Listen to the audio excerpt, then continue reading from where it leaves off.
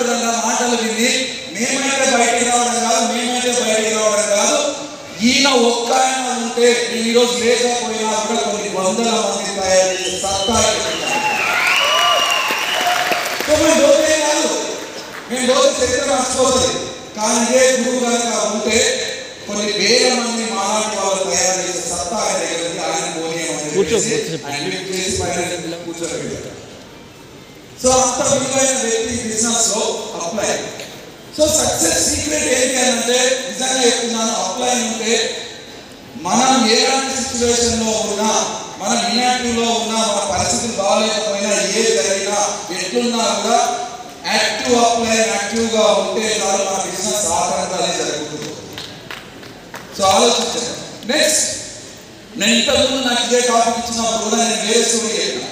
ఏంటి అని అంటే, సో మహాభారతంలో అర్జునుడు సో నిద్రపోతా ఉంటాడంట. యుద్ధం ఉంది రేపు, అర్జునుడు నిద్రపోతా ఉన్నాడు గుర్తుపెట్టి. ఏం అర్జునుడా ఇంత సీరియస్ యుద్ధం ఉంది నిద్రపోతున్నావు గుర్తుపెట్టి అని అంటే శ్రీకృష్ణుడు చూసానంట, నువ్వు ఉండగా నాకు తెలియదు ఈ టెన్షన్, నువ్వేం చెప్పాలో చెప్పు, ఏం చేయాలో చెప్పు, అదే చేస్తా అన్నాడు. అవునా కదా? నువ్వు ఏం చెప్పాలో ఏం చేయాలో చెప్పు, నేను అది చేస్తా, సక్సెస్ వస్తాను. కానీ వన్ పాయింట్ ఏంటి అంటే ఇక్కడ మిస్ అయింది. అర్జునుడు మహాభారతంలో పాండవులు గెలిచింది, సక్సెస్ వచ్చింది. సక్సెస్ వచ్చిన తర్వాత చాలా మంది ఏమంటారు అంటే, సక్సెస్ వచ్చింది కదా ఈ అప్లైతో అవసరం లేదు. నేను థాయిలాండ్ 100 మంది క్వాలిఫై చేసిన, లేదంటే ఈరోజు నాకు 5 లక్షలు చెక్ వచ్చింది, నేను కూడా ఇలాంటి మీటింగ్ కండక్ట్ చేయగలను, నేను కూడా మోటివ్ చేయగలను, నేను కూడా ప్లాన్ చెప్పగలను, నేను కూడా అన్ని చేయగలను, తర్వాత అప్లై ఎందుకు అని అంటారు. కానీ ఈ పాయింట్ వినండి, మహాభారతంలో పాండవులు గెలిచిన తర్వాత కొద్దిగా అహంకార బుద్ధి ఎవరికి ఉంటుంది అంటే భీముడికి ఉంటుంది. భీముడు అన్నట, సో నేనంటే యుద్ధం చేసినాం, వదలని కౌరులను చంపేసినాం, ఇక ఇక్కడ పని ఏం లేదు అని చెప్పేసి పోతా ఉంటే ధృతరాష్ట్రుడు ఒక్కడు బతికే ఉన్నాడు. వీళ్ళంతా 5 వైపు కలిసి ధృతరాష్ట్రుడు చంపాలని పోతా ఉంటే శ్రీకృష్ణుడు అడుగుతున్నాడు, వద్దు వద్దు అని ఆపుతా ఉన్నాడు. ఆపుతా ఉంటే ఈ 5లో భీముడు అన్నాడంట, ఇన్ని రోజులు నువ్వు చెప్పినా విన్నాం, ఇంకా మేము తినాలి, ఆల్రెడీ మేము సక్సెస్ అయినాం, 100 మందిని చంపేసాం కౌరవులు, నీతో నాకే పని, నీకు చూస్తాం. ఈ అహంకార బుద్ధి జరగదు, కొద్దిగా ఆగండి అని చెప్పిన. సో మేము విన్నాము అంటే ఒక్క 2 నిమిషాలు నాకు టైం ఇవ్వాలి, ఒక్క 2 నిమిషాలు టైం ఇవ్వండి, తర్వాత మీరు ధృతరాష్ట్రుడి దగ్గరికి వెళ్దాం, కానీ ఒక్క 2 నిమిషాలు టైం ఇవ్వండి అంటే సో ఏ టైంలో చూద్దామని చెప్పి అర్జునుడు అందరితో చూద్దాం, ఏమైందో చూద్దామన్నాడు. నిజంగా ఒక వ్యక్తిని వేషధారణ రూపంలో, ఒక వ్యక్తిని నిజంగా భీముడు పోతే ఎట్లా పోతుందని భీముడు రూపం ఇచ్చి ఆయన ధృతరాష్ట్రుడి దగ్గరికి పంపించింది. ధృతరాష్ట్రుడికి ఒక అద్భుతమైన ఆయుధం ఉంటుంది, అది కౌగిలి. ధృతరాష్ట్ర కౌగిలి అంటారు. ఆ వ్యక్తిని తీసుకొని ఇట్లా గట్టిగా కౌగిలించుకున్నారు కదా, ఆ వేషం రూపంలో వెళ్ళిన వ్యక్తి చనిపోయాడు. అర్థమైనా? అదే సిచ్యువేషన్ లో శ్రీకృష్ణుడు చెప్తాడట, చూసినావు భీముడు, నువ్వు ఆవేశంలో కనుక పోయింటే ధృతరాష్ట్రుడి యొక్క కౌగిలికి నువ్వు బలయ్యేవాడు. సో ఇక్కడ మీకు అర్థమైంది ఏంటి అంటే, సక్సెస్ కావడానికి అప్లై కాదు, అప్పుడే కాదు, వచ్చిన సక్సెస్ నిలబెట్టుకోవడానికి కూడా అప్లై ప్రాముఖ్యత వేడి ఇంపార్టెంట్. వచ్చిన సక్సెస్ నిలబెట్టుకోవడానికి కూడా అప్లై యొక్క ప్రాముఖ్యత వేడి.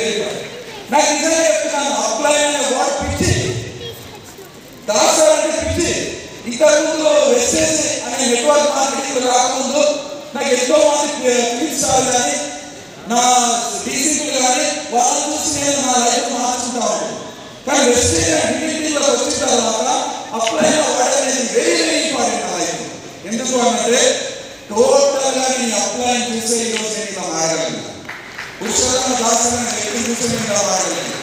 సో దీనికి కూడా ఒక స్టోరీ ఉన్నది కదా, రియల్ స్టోరీ. శ్రీకృష్ణుడికి ఎంత సఫీషియంట్ గా ఉండాలి అప్లై అనే దానికి మీకు ఇక్కడ అర్థమవుతుంది. శ్రీకృష్ణుడికి వైరాగ్య అంటే ఒక భక్తురాలు. మీకు ఎందుకు చెప్తున్నానంటే క్లియర్ గా అర్థం కావడానికి, శ్రీకృష్ణుడికి వైరాగ్య అనే ఒక భక్తురాలు ఉంటుంది. ఆమె అతి భక్తురాలు, పీక్ లెవెల్ శ్రీకృష్ణుడు. ఆమె రోజు పూజ చేసిన లేకుండా గుడి కడుతుండే, వెంకటాలు కొడుతూ ఉంటే రోజు పూజలు చేస్తాం. ప్రత్యక్షం కావాలి, నాకంటే ఒక గురువు ఉండాలి అని చెప్పేసి పూజ చేస్తే ఆ గుడి వెనకాల నుంచి ఒక దొంగ వినడాడు. గుడి వెనకాల నుంచి నాకు కూడా ఒక గురువు కావాలి, నేను కూడా నేర్చుకోవాలి అని అంటే గుడి వెనకాల నుంచి ఒక దొంగ విని మానవేశంలో అక్కడ ప్రత్యక్షం అయిన తర్వాత ఆమె కళ్ళు వేసి చూసేదాకా నేను ముందర గడ్డ వేసుకొని మానవేశం. సో నువ్వే నా గురువు అని అంటే శ్రీకృష్ణుడే నాకు పంపించింది గురువు అని చెప్తే, నువ్వు ఒక పని చెయ్యి, నీ ఇంటికి వెళ్దాం కదా, నా దగ్గర శిష్యత్వం తీసుకోవాలి అని అంటే మీ ఇంట్లో ఉన్న బంగారం, మీ ఇంట్లో ఉన్న డబ్బు అంతా మూట కట్టుకొని నా ఎప్పుడు నువ్వు రావాలని చెప్పాలి. సో దేవుడు పంపించిన గురువు కాబట్టి ఇక్కడ 100% సబ్మిషన్ లో ఉండాలని డిసైడ్. ఏ ఒక్క క్షణం కూడా ఇంటికి ఆలోచించకుండా ఇంటికి వెళ్ళి డబ్బులు ఆభరణాలు అన్ని మూట కట్టుకొని ఆయనతో పాటు అడుగులో వెంబడి అక్కడ అడుగులో వెంబడి వెళ్ళిన తర్వాత ఆయన ఏం చేస్తున్నాను, నేను దొంగను అని చెప్పి ఆమె చెట్టు కట్టేసి దగ్గర బంగారు నగలు అన్ని తీసుకెళ్ళిపోయాడు. కాళ్ళు చేతులు చెట్టు కట్టేసి. సో తండ్రి చూసా ఇంకా సాయంత్రం అయింది రాలేదు నా కూతురు అని చెప్పేసి ఈ గుడి ఆడలేదు, కొబ్బరికాయ పూజ జరగలేదు, ఏమైందని చెప్పేసి తండ్రి అడిగి వెంబడి వెతుకుతా ఉంటే ఒక చెట్టు కట్టేసినాడు.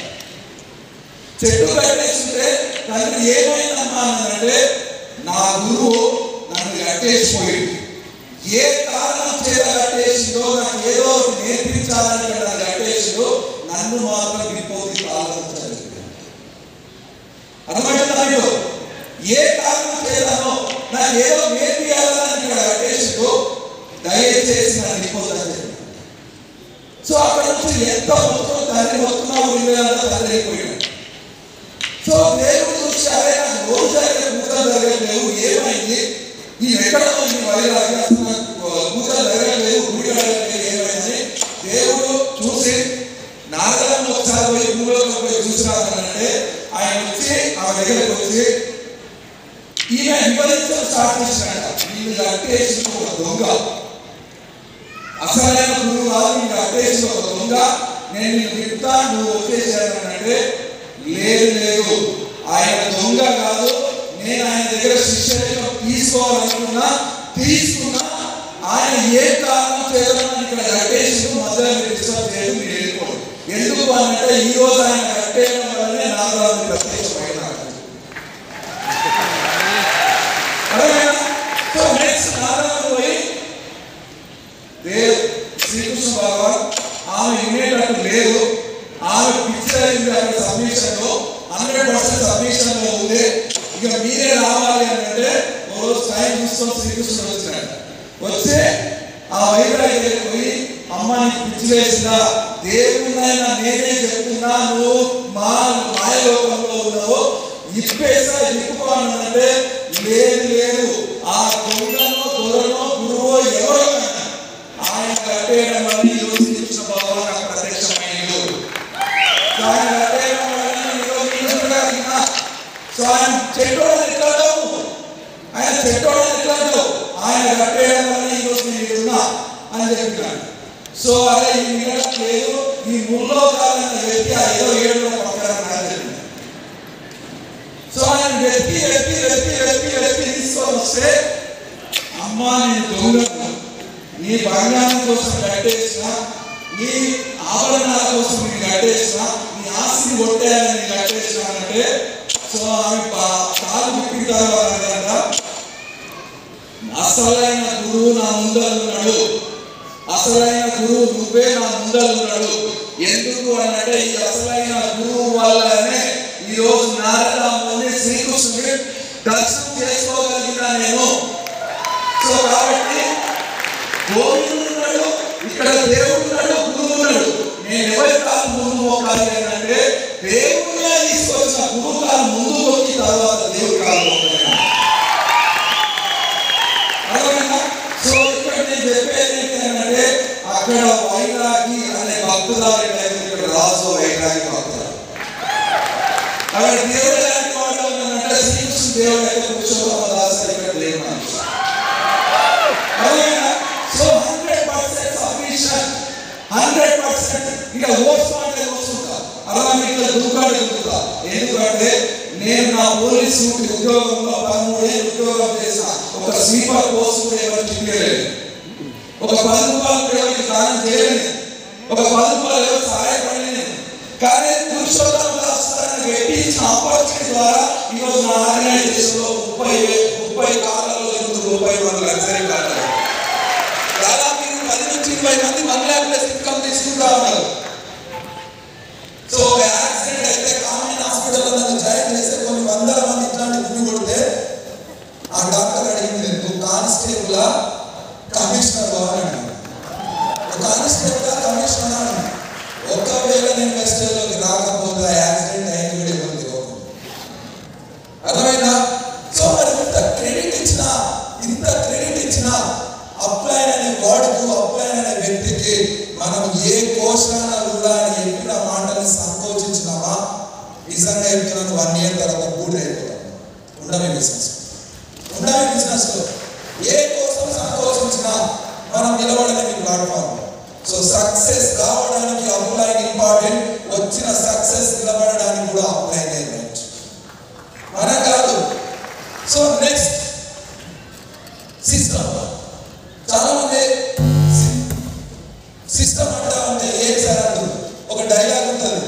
సో ఏ హీరో అంటే నాకు తెలియదు కానీ, సో కనబడని 4వ సింహమే పోలీస్ అంటాడు కదా. ఇక్కడ కనబడని 4వ సింహమే సిస్టమ్. అర్థమవుతుందా? కనబడదు ఎవరికి. సో ఈ సిస్టమ్ ఏడ దొరుకుతుంది సార్, కొనుక్కొచ్చుకుందామంటే నాకైతే తెలియదు. నన్ను అడుగు ఏ అంగడి దొరుకుతుందో నాకైతే తెలియదు. సో సిస్టమ్ అంటే వెస్టేజ్లో అడుగు పెట్టినప్పటి నుంచి డియూసిడ్ అయ్యేంత వరకు కాదు, మనం ఈ భూప్రపంచం నుంచి వెళ్ళిపోయేంత వరకు కూడా ఫాలో అయ్యే ఏకైక వర్డ్ ఏదైనా ఉంది అంటే that is system. So system అంటే మార్నింగ్ మనం లేచినప్పటి నుంచి చాలా మంది అంటారు జూమ్ మీటింగ్ అనగానే, సార్ సిస్టమ్ ఫాలో అవ్వాలంటే జూమ్ మీటింగ్ ఉంటే సార్ కరెక్ట్ కావాలి అని అంటే మన వాళ్ళు అంటారు. జూమ్ మీటింగ్ అంటే వీడియో ఆన్ చేసుకోవాలా అంటే ఎట్లా తప్పించుకోవాలో చూస్తూ ఉంటారు. వీడియోస్ ఆన్ చేసుకోండి రోజు అంటా ఉంటే ఆన్ చేసుకుంటేనే వినబడుతుందా, ఆన్ చేసుకోకుండా వినబడుతుంది కదా, ఎందుకు చెప్పాలండి? ఆ ఒక్క వాడే వీడియో ఆన్ చేసుకున్నా తక్కువ వీడియో మీద నొక్కాలి. That is system. పెద్దగా ఏం లేదు, that is system. So feedback ఏంటంటే నేనే ఎందుకు ఇవ్వాలి? మిగతా ఎంతమంది ప్రాస్పెక్ట్ 190 నేనే ఎందుకు ఇవ్వాలి? అవునా కదా, చెక్ చేస్తా ఉంటాను. నిజంగా చెప్తున్నాను, నేనే ఎందుకు ఇవ్వాలి అంటే నువ్వే ఇవ్వాలి, సిస్టంలో ఉండాలంటే కాదు నాకు వస్తా నీకు వస్తా, నీకే వస్తుంది కదా. That is system. Dress code వేయాలంటే మొన్న 4,000 ప్రోడక్ట్స్ కొనేసి మళ్ళీ వైట్ షర్ట్ బ్లాక్ ప్యాంట్ ఏడనుకో పైసలు లేవు, ఏంటి మళ్ళీ పైసలు వస్తాయని చెప్పినా మళ్ళీ వైట్ షర్ట్ బ్లాక్ ప్యాంట్. కొనుక్కుంటే సిస్టంలో ఉంటాం, కొనుక్కోకపోతే సిస్టమ్ బయట ఉంది. కొనుక్కుంటే కార్లో వస్తాం ఇలాంటి మీటింగ్, కొనుక్కోకపోతే ఎండకు బయట మీద వస్తాం ఇలాంటి మీటింగ్. అర్థమైందా? So that is system. Next system అంటే ఏంటంటే, సార్ మీటింగ్ రావాలా, రాకపోయినా కూడా రాస్తారు, వీడియో రికార్డ్ అవుతుంది, మాకు వేస్తారు కదా సార్, వేస్తారు కదా.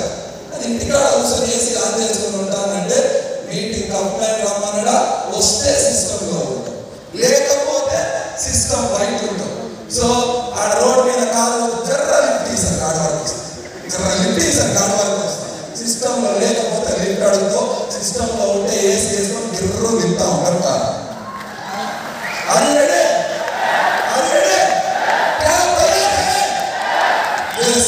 That is system.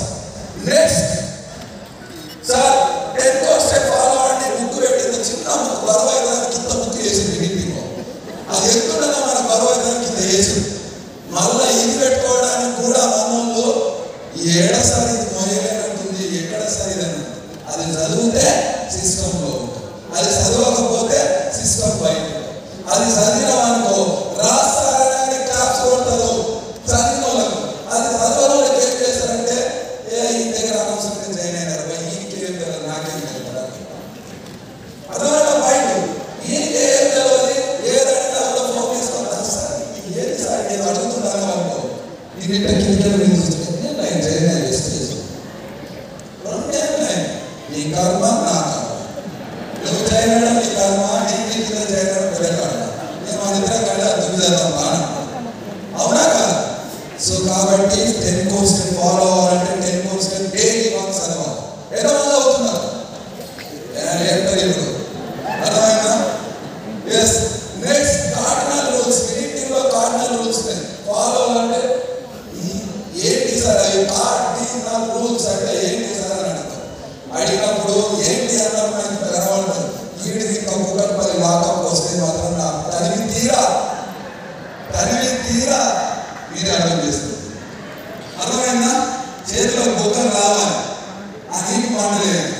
ఈ రెండే టార్గెట్. తర్వాత ఇలాంటి గైడ్లైన్స్ ఏంటి సార్ అంటే, మరి గైడ్లైన్స్ తెలంగాణ గైడ్లైన్సా లేదా ఇంకో గైడ్లైన్సా, ఇవన్నీ మాట్లాడుతున్నాం. సో కాబట్టి లీడర్స్ ప్రిడిక్టివ్ సిస్టమ్ ఫాలో అవ్వాలి. నిజంగా చెప్తున్నాను, వెస్టేజ్ సిస్టమ్ ఫాలో అవ్వాలి. సో మనం వెస్టేజ్ ప్రిడిక్టివ్లోకి వచ్చిన తర్వాత ఏదో టైం పాస్ కోసం రాలేదు, ఆలో ఎందుకు కూర్చున్నామని మనకు క్లారిటీ ఉండాలి. సో ఇక్కడ వచ్చిన ప్రతి ఒక్కరు కూడా సిస్టమ్ ఫాలో అవ్వండి, సిస్టమ్ డూప్లికేషన్ చేయండి. అంటే చాలా మంది ఏం చేస్తారు అంటే, నేను అయితే వేసుకుని సార్ అందుకే పైసలు వారం రోజుల తర్వాత వండుకునేది, మన దగ్గర చదువు రాసారు వారం రోజులు చదువుకునేది. ఇట్లా చెప్తా ఉంటాం.